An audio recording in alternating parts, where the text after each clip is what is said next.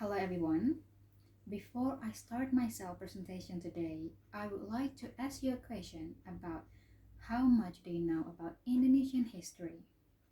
I'm sure all of you, especially as Indonesian, you must have learned about history from a really young age, from elementary school to senior high school or even until now.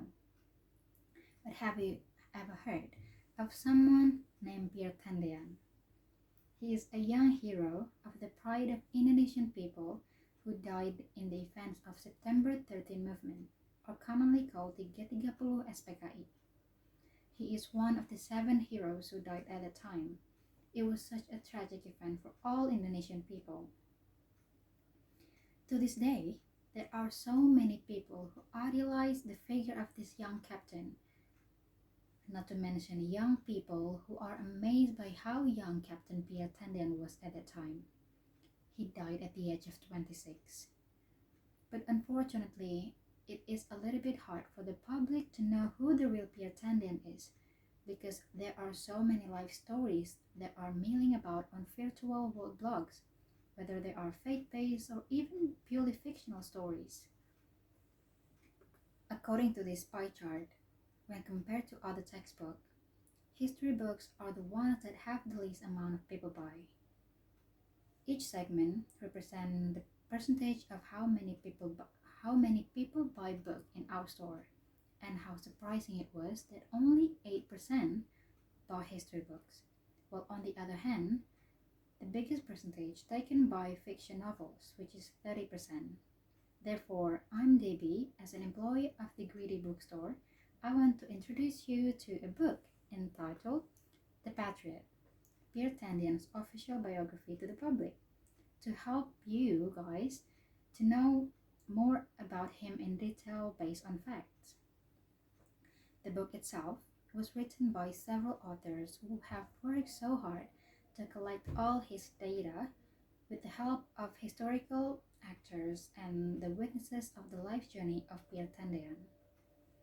The informant came from his family, friends, and the military, the place he devoted his life to. And I could give you a few reasons why you should buy this book. First, this book is filled with interviews with those closest to Pierre, which allows us to know more about how Pierre lived in his life through their eyes. Second, Pierre is not purely Indonesian. He has French and Dutch ancestry from his mother. And my question is, how can someone who is not 100% Indonesian have such a nationalist spirit and is very loyal to Indonesia?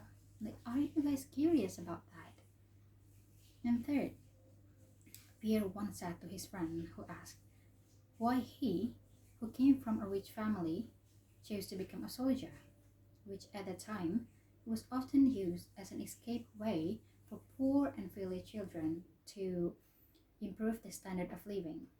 And Pierre swiftly replied, my family has received a lot from the state, and now it is the time for me to become the state property.